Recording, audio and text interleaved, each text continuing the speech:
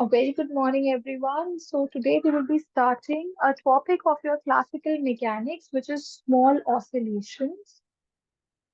Now, this topic is very important, and you all know that questions from this topic have very, frequently been seen in your entrance exams as well as your college exams, be it your graduation or be it your master's. Okay. So this topic is very important when we are studying classical mechanics. Now moving on to uh, solving such questions. So oscillations कब होती हैं, right? When do we see oscillations? So we see oscillations whenever we have a potential like this, right? So Q over here is some generalized coordinate, right? And this is the shape of the potential. जब आपका potential कुछ इस तरीके का दिखता है, तब हमें जो है आपका क्या मिलता है, स्मॉल ऑसिलेशंस मिलती हैं। और ये जो मिनिमा है, हमें पता होता है कि इस मिनिमा के अबाउट आपकी ऑसिलेशंस हो रही हैं, और इस मिनिमा को आप बोल देते हो क्यू नॉट, राइट? इस मिनिमा को हम लोग बोल देते हैं क्यू नॉट। एंड ये जो मिनिमा है यहाँ पर जो हमारी एनर्जी है उसे हम लोग बोलते हैं ई नॉट। ठीक है, ये इसको हम लोग बोलते हैं ई नॉट। एंड सपोज हमारा जो बॉडी है या जो ऑब्जेक्ट है उसके पास जो टोटल एनर्जी है वो ई है। ओके, अगर उसके पास टोटल एनर्जी ई है तो मेरे जो एक्सट्रीम पॉइंट्स हैं वो क्या होंगे? So these will be my extreme points, right? Okay, let me mark them with the red pen. So these are my extreme points, right? तो जहां पर आपका टोटल एनर्जी आपकी पोटेंशियल एनर्जी के कर्व को कट करता है उसे हम लोग बोलते हैं हमारे एक्सट्रीम पॉइंट्स। और जहां पे हमारा मिनिमा होता है पोटेंशियल एनर्जी कर्व का, वहां पे हमारे पास क्या है? That is our point of stable equilibrium. और ये जो है हमारी क्या होती है? Mean position. ये हमारी है मीन पोजिशन। और जो हमने ये ड्रॉ करे हैं ऊपर, ये हमारे हैं एक्सट्रीम पोजिशन। ठीक है, तो ये है मेरे extreme positions. this and this is my main position. Now moving on to, okay, now moving on to a small derivation of how to solve the problem of small oscillations in classical mechanics. So now suppose the potential that we have, the suppose the potential that we have, or we can say potential energy, not the potential, but actually we are talking about potential energy. This potential energy V is actually a function of many generalized coordinates. It's not a function of just one generalized coordinate, but since we are talking in n-dimensional space, I say that this is a function of n generalized coordinate, जिसको हमने ऐसे लिखा है V से। ठीक है, this is how we have represented the potential energy. अब यहाँ पर हम लोग बोलते हैं कि जो मेरा क्यू आई है, Q I, that is the ith generalized coordinate. Okay, this qi is my ith generalized coordinate. And qj, what will be qj? Qj will be my jth generalized coordinate. Okay, now I know qi, I know qj. But if I have written Qi naught, what does this Qi naught mean? What does this Qj naught mean? This bracket is not compulsory. I can write directly it is as Qi naught or Qj naught. मैं इसको directly Qi naught भी लिख सकती हूँ, और ये तो Qj naught मैंने लिखा ही है. What is this Qi naught? So this Qi naught is the stable equilibrium point,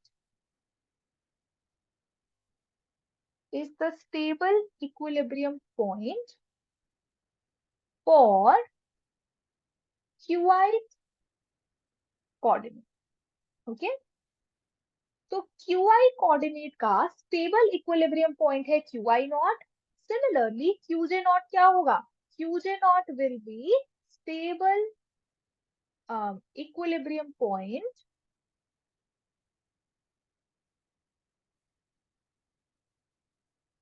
for QJS coordinate. Okay, this is my notation. So these all are my notations. कोई भी डेरिवेशन करने से पहले, कुछ भी पढ़ने से पहले हमें ये तो पता होना चाहिए कि जो वहां डेरिवेशन में सिंबल्स हैं उनका मतलब क्या है, right? So this is very important. जब अब तक जो हमने स्मॉल ऑसिलेशंस करी हैं वो 1D में करी हैं, राइट? वन डायमेंशन में हम लोग बोलते हैं कि जो हमारा पोटेंशियल एनर्जी है उसका जो फॉर्म है वो 1/2 kx² है। तो यानी कि हमारा जो जनरलाइज्ड कोऑर्डिनेट था वो x था, जो मेरा जनरलाइज्ड कोऑर्डिनेट है वो x है, और जो पोटेंशियल एनर्जी है वो इस x का फंक्शन है, राइट? वो किसका फंक्शन है? वो इस x का फंक्शन है। तो ये मेरा वन डायमेंशनल स्मॉल ऑसिलेशन है, राइट? ये हमने हार्मोनिक ऑसिलेटर पढ़ा था ना, हार्मोनिक ऑसिलेटर का ये कॉन्सेप्ट है, ठीक है? अब हम लोग क्या करते हैं, जब हम लोग क्लासिकल मैकेनिक्स में जाते हैं, we are dealing with so many harmonic oscillators. आप देखोगे ऐसे स्प्रिंग लगा है, फिर एक और स्प्रिंग लगा है, यहाँ पे भी हैव अ मास, यहाँ पे भी हैव अ मास, फिर एक और स्प्रिंग लगा है, ठीक है? तो इतने सारे हार्मोनिक ऑसिलेटर्स जब आपके पास हैं, ठीक है, और हो सकता है कि ये मास और ये मास भी एक हार्मोनिक ऑसिलेटर से कनेक्टेड हो, तो जब मेरे पास इतना कॉम्प्लिकेटेड सा सिचुएशन आ जाता है, तो वहां पर जो मेरी प्रॉब्लम है उसके अंदर मेरे number of generalised coordinates increases, right? That is why यहाँ पर जो हमने अपना पोटेंशियल एनर्जी का फंक्शन लिया है, ठीक है, यहाँ पर जो हमने पोटेंशियल एनर्जी का फंक्शन लिया है, it is a function of n generalised coordinates, because now we are interested कि हम एक ऐसा कॉन्सेप्ट बना लें जो हम लोग क्या कर सकते हैं, जो हम लोग किसी भी क्वेश्चन में अप्लाई कर सकते हैं स्मॉल ऑसिलेशन के। अगर क्वेश्चन स्मॉल ऑसिलेशन का है तो मैं सीधा सीधा ये वाला कॉन्सेप्ट यूज कर लूंगी, तभी we are talking in general coordinates, right? हम लोग एक जनरल कोऑर्डिनेट्स की बात करें, हम एक जनरल थ्योरी बना देते हैं कि हम इसी थ्योरी को यूज करेंगे whenever we are trying to solve a small oscillations question. Now moving on to this thing, right? So now what do? We say that this is a notation that we are doing. Yeah. So now before I start with the derivation, I want to give you all a new notation. Okay. Now what is this new notation? This new notation is to make your life easier. Fine. Why am I taking this new notation? To make our life easier. You will see कि जो हम ये new notation use कर रहे हैं उससे you will be able to solve questions a lot faster. ठीक है? तो हम लोग क्या करेंगे? The notation that I am taking is I am saying that eta I is equal to qi minus qi naught. Okay, so this is the notation which I am taking. I am calling qi minus qi naught as eta I. Why am I calling this? This qi minus qi naught is nothing but actually the displacement of the object or the mass from the equilibrium point.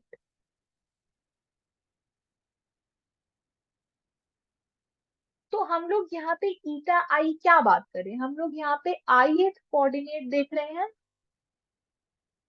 Right? हम लोग यहाँ पे ith coordinate देख रहे हैं।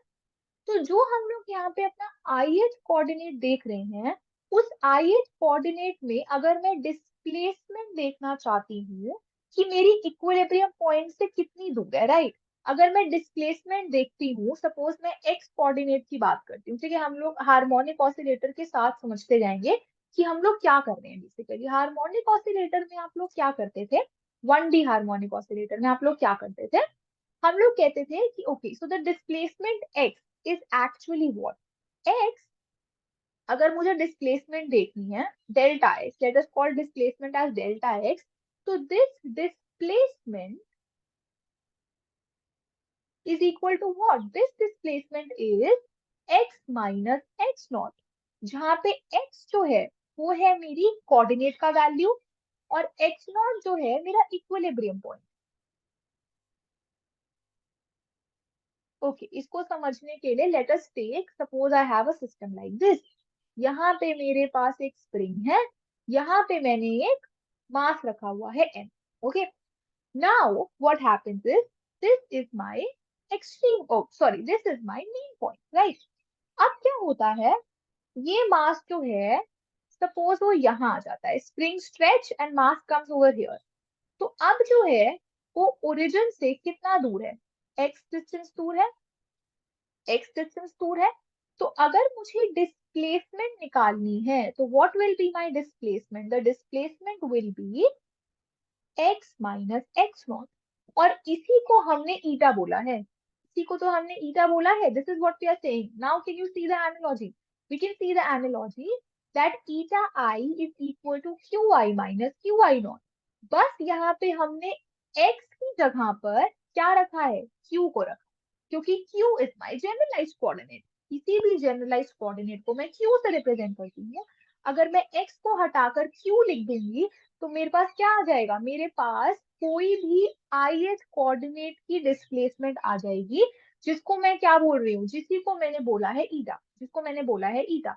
अगर मैं यहाँ पे i की जगह, अगर मैं यहाँ पे x की जगह, आई एम सॉरी, अगर मैं यहाँ पे x की जगह क्या रख देती, q रख देती, सपोज मैं इस कोऑर्डिनेट को अब x नहीं बोलूंगी, q बोलूंगी, तो मेरी डिस्प्लेसमेंट क्या हो जाएगी, q माइनस क्यू नॉट, जो कि क्या है, ईटा है। This is my displacement. अब अगर मैं यहाँ पे q की जगह पे क्यू आई कोऑर्डिनेट की बात कर रही हूँ, तो मेरी डिस्प्लेसमेंट जो है q में, क्यू आई में, वो क्या है, Q I minus Q I naught, जिसको मैं बोल रही हूँ eta I. So this is the concept of the notation, कि मैंने ये जो नोटेशन ली है, ये नोटेशन एक्चुअली में क्या है, this notation eta is the displacement of the object और mass from the equilibrium point. और ये किसकी बात कर रही हूं मैं, आई कोऑर्डिनेट की बात कर रही हूँ, ठीक है। अगर मैं ईटा जे लिखूंगी, तो मैं किस कोऑर्डिनेट की बात कर रही हूँ, तो मैं जे कोऑर्डिनेट की बात कर रही हूँ। Fine, I hope you understand this, इतना तो समझ आ गया होगा, ठीक है, इतना तो आई हैव कॉन्फिडेंस मेरे पढ़ाने में कि यहाँ तक तो आ गया होगा समझ। अब हम लोग क्या करते हैं, ओके, थोड़ा खुला खुला करते हैं ताकि आप लोगों को अच्छे से समझ आता है। अभी हमने बोला eta I is equal to Q I minus Q I naught, यही बोला था ना। अब हम लोग क्या करते हैं, let's differentiate this equation, d eta I is equal to d q I minus d q I naught, ठीक है। डिफरेंशियल कर लिया हमने। अब देखो भाई, सिंपल सी बात है, ये तो इक्विलिब्रियम पॉइंट है, इक्विलिब्रियम पॉइंट तो एक कांस्टेंट है, इक्विलिब्रियम पॉइंट चेंज तो नहीं होता ना, तो डी क्यू आई नॉट क्या होगा, जीरो। क्यों, क्योंकि क्यू आई नॉट जो है वो इक्विलिब्रियम पॉइंट है, वो एक कांस्टेंट है, वो चेंज नहीं होगा। तो क्योंकि क्यू आई नॉट एक इक्विलिब्रियम पॉइंट है, so D q I not is zero. So I can write that my d eta I is equal to dqi, ठीक है, कि मेरा d eta I जो है वो dqi है। मेरा जो d eta j है वो क्या हो जाएगा, वो भी dqj हो जाएगा। Fine, so this is the relation between d eta and dq। अब हम लोग क्या करते हैं, अब हमने जो अपनी नई नोटेशन सीख ली है ना, इस नोटेशन को हम लोग याद रखेंगे बस, ठीक है। अब हम इस नोटेशन को याद रखेंगे and let us move on to the derivation. Fine, let us move on to the derivation. The derivation is very simple. अभी तक हमने बात करी थी कि हमारा जो पोटेंशियल है, let me right the derivation, है ना, ऊपर लिख तो देते हैं कि अब डेरिवेशन स्टार्ट कर रहे हैं। So let us write derivation, derivation, okay. तो डेरिवेशन क्या है, derivation is that we will do the Taylor expansion for V Q1 Qn। हम लोग इसका टेलर एक्सपेंशन करेंगे, तो हम लोग अपनी पोटेंशियल एनर्जी को टेलर एक्सपैंड करेंगे। अब टेलर एक्सपेंशन हम लोग कैसे करेंगे, हम लोग अबाउट देयर इक्विलिब्रियम पॉइंट्स करेंगे, ठीक है। तो we are Taylor expanding about their equilibrium points, and you will see कि इसका जो टेलर एक्सपेंशन है, it will look something like this, that पहले हम लोग Q1 नॉट Q2 नॉट, क्योंकि हम लोग इक्विलिब्रियम पॉइंट्स के अबाउट कर रहे हैं, तो Qn not, this will be my first term. What will be my next term? The next term will be summation over I del V by del QI, जहाँ पे I क्या होगा, 1 से लेके n तक जाएगा, राइट, क्योंकि n number of generalize coordinates है हमारे पास. This we will evaluate on QI naught, जो कि हर जनरलाइज कोऑर्डिनेट का इक्विलिब्रियम पॉइंट है, and we will multiply this by QI minus QI not, right. ऐसे ही करते हैं टेलर एक्सपेंशन. अच्छा, ये वाली एक टर्म तो हमने निकाल दी. The next term will be, एक हाफ आएगा साथ में. We will have summation over I, summation over J. I hope आप सबको टेलर एक्सपेंशन करना आता हो.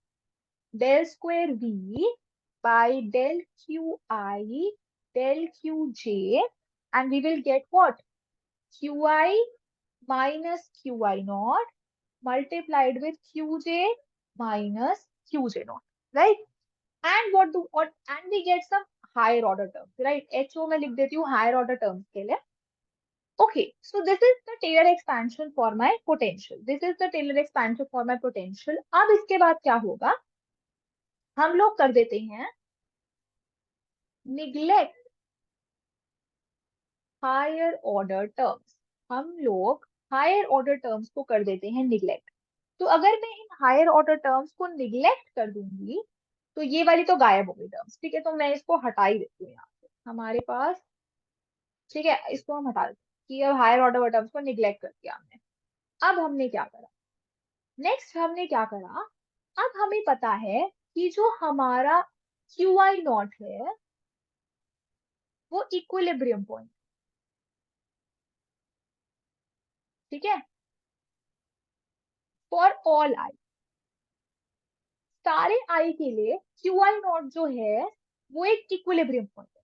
अगर क्यू आई नॉट एक इक्विलिब्रियम पॉइंट है, तो क्या मुझे del V by del Q I naught, oh del V by del Q i, sorry, अगर मैं इसको कैलकुलेट करूं क्यू आई नॉट पे, तो क्या मुझे कोई समझदार बच्चा बता सकता है कि ये क्या होगा. अगर इक्विलिब्रियम पॉइंट है तो पॉइंट है मिनिमा का. अगर मिनिमा है तो del V by del Q i क्या होना चाहिए, 0, क्योंकि इक्विलिब्रियम पॉइंट है, और इक्विलिब्रियम पॉइंट का मतलब है कि वो पोटेंशियल एनर्जी कर्व का मिनिमा है. और अगर वो पोटेंशियल एनर्जी कर्व का मिनिमा है, तो मेरे पास उसकी जो del V by del Q i की वैल्यू है उस पॉइंट पर वो 0 है, राइट, फॉर ऑल आई. हम सारे आई की बात करें, है ना. तो इसका मतलब अगर ये चीज है इक्विलिब्रियम पॉइंट्स के लिए ट्रू, तो क्या मैं बोल सकती हूँ कि जो ये सारी की सारी टर्म्स बैठी हैं यहाँ पे del V by del Q i at q I naught, ये सारी की सारी टर्म्स 0 हैं. I can say this, I can say this, I can say this, क्या ही तो है ही, इट इज ट्रू. तो अब हम लोग क्या करेंगे, we will put all these terms 0 and we will find कि अब हमारे पास जो नया वैल्यू है वो क्या आ जाता है, B Q1 Q2 till Qn is equal to, अब ये जो v है जो कि इक्विलिब्रियम पॉइंट्स पे हमने कैलकुलेट करा है, ये वैल्यू कुछ कांस्टेंट वैल्यू है ना, क्योंकि इक्विलिब्रियम पॉइंट्स कांस्टेंट है, तो ये वैल्यू भी कुछ कांस्टेंट होगी. ये जो वैल्यू है यहाँ पर, ये वैल्यू भी कुछ कांस्टेंट वैल्यू होगी, right, the first term of the series. तो इसको हम लोग बोल देते हैं v नॉट, ठीक है. ये जो यहाँ पे वैल्यूज हैं, ये सारी की सारी वैल्यूज इक्विलिब्रियम पॉइंट्स पे हैं. इक्विलिब्रियम पॉइंट्स जो हैं वो फिक्स हैं, तो पोटेंशियल की वैल्यू भी फिक्स है, यानी कि ये मेरा कुछ कांस्टेंट है v नॉट. अगली टर्म तो 0 हो गई है ना, अगली टर्म तो 0 हो गई. अब हम लोग आते हैं थर्ड टर्म पे. Third term is very important. Third term को अभी मैं सीधा सीधा लिख देती हूँ, half summation over I, summation over I summation over J del square v by del qi del qj calculated over qi is equal to qi naught, qj is equal to qj naught, and we have in multiplication qi minus qi naught, qj minus qj naught. अब कोई समझदार बच्चा बोलेगा मुझे कि ma'am ये तो भाई तो अच्छा हो गया, कोई चीज क्यों अच्छी हो गई, क्योंकि ये तो देखा देखा लग रहा है ना, ये तो कहीं देखा है, कहाँ पे देखा है. क्या बोला था, नोटेशन याद रखनी है ना। तो नोटेशन क्या थी कि Q I minus Q not क्या है, ईटा आई है। तो मेरे भाई समझदार बच्चों ने बोला कि मैम ये तो बहुत अच्छा करा, हमने नोटेशन सीख ली, अब तो इसको लिखना और आसान हो जाएगा, है ना, इसको लिखना और आसान हो जाएगा, क्योंकि Q I minus Q I naught है eta I, Q J minus Q J naught है ईटा जे। और मुझे क्या पता है, और मुझे पता है कि जो मेरा डी क्यू आई है वो है डी ईटा आई, और जो डी क्यू जे है वो है डी ईटा जे। ये सब तो पता है, ये सब तो सीख लिया नोटेशन में। तो मेरे पास जो मेरा v है वो अब क्या हो जाएगा, v naught plus half summation over I summation over J del square v by del eta I del eta J. और ये जो क्यू आई माइनस क्यू नॉट है वो हो जाएगा ईटा आई एंड ईटा जे। ठीक है, ये हो गया मेरे पास v, which is a function of now what, v is now a function of eta 1, eta 2, eta n। ठीक है, v is now a function of eta 1, eta 2 till eta n। Fine, so this is the expression for your v। Now what do we do? Now ये जो है, अब यहाँ पे हमारे पास constant value है ना, तो हम लोग कहते हैं we assume to simplify our problems। Okay, so I guess I made some little slides। I thought I completed these slides only, but okay, so let's try to complete it over here। तो अब ये जो v not है, for our own comfort we say let us assume the value of this v not as 0। हम लोग बोलते हैं at equilibrium points, at equilibrium points जो मेरे v नॉट की वैल्यू है वो है 0। फाइन, अगर वो जीरो है, अगर वो जीरो है तो मेरे पास जो v का एक्सप्रेशन है वो क्या बचेगा, हाफ समेशन ओवर आई समेशन ओवर जे del square v del eta आई डेल ईटा